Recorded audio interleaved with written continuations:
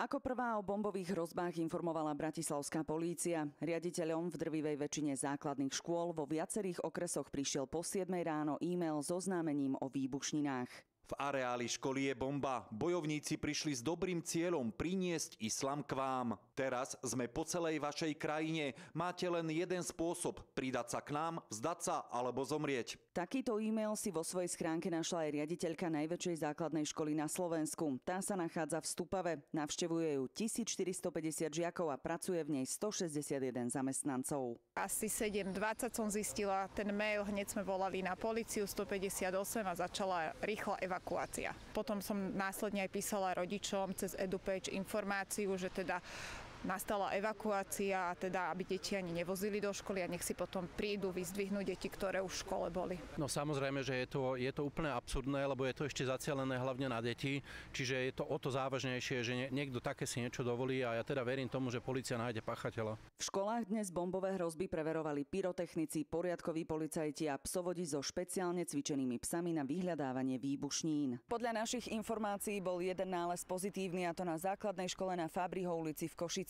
Našťastie sa ale ukázalo, že išlo len o petardy. Bombová hrozba sa týkala aj všetkých škôl v Nitrianskom kraji. Ráno museli žiakov evakuovať a brány uzatvoriť. Bolo v škole nahlásená bomba. V tom čase niektorí žiaci už v škole boli a ďalších práve vozili rodičia. Budovy obsadili policajti a prehľadávali ich. Voláme rodičom, všetkým sme oznámili, aby si prišli pre deti, postupne odchádzajú. Tisícky žiakov mali po uplynulom piatku opäť neplánované voľno. Aj pred víkendom prišiel výhražný e-mail viac ako 120 školám v Bratislavskom kraji. Obidva tie texty sú tak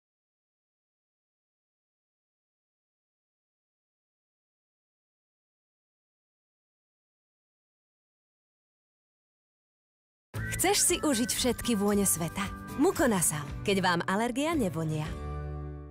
takmer jednoznačné, nedávajú možnosti buď alebo, jednoducho nekompromisne sa snažia zasiahnuť a tak, ako som minule povedal, treba ich brať s naprostou vážnosťou. Považujeme za neprípustné, že po minulotýždňových a decembrových vyhrážkach na naše školy sa obdobná situácia opakuje. Takéto udalosti narušujú kontinuitu vyučovacieho procesu, zhoršujú duševné zdravie a vytvárajú paniku a strach medzi školskými zamestnancami a študentmi. Na základe zhromaždených dôkazov v oboch prípadoch vyšetrovateľ Národnej kriminálnej agentúry začal trestné stíhanie pre obzvlášť závažný zločin teroristického útoku, za ktorý hrozí páchateľovi trest odňatia slobody vo výške 20 až 25 rokov alebo doživotie. Diana Pavlisová, Peter Hlávek a Hana Liptáková, televízia JOJ.